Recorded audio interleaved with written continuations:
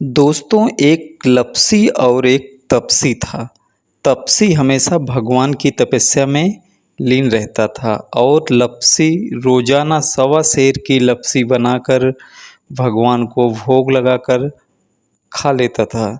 एक दिन दोनों लड़ने लगे। तपसी बोला, मैं रोज भगवान की तपस्या करता हूँ, इसलिए मैं बड़ा हूँ। लप्सी बोला, मैं रोज भगवान को सवा सेर लप्सी का भोग लगाता हूँ, इसलिए मैं बड़ा हूँ।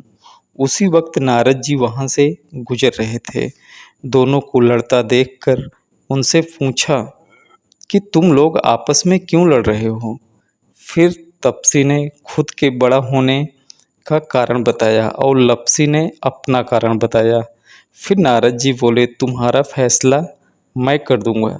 दूसरे दिन लप्सी और तपसी नहाकर अपनी रोज की भक्ति करने आए तो नारद जी ने छुपकर 1.25 करोड़ की एक अंगूठी उन दोनों के आगे रख दी।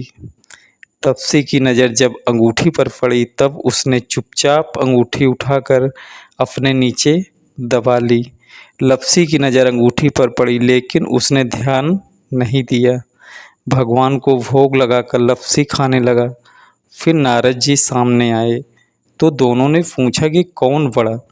तो नारद जी ने तपसी से खड़ा होने को कहा।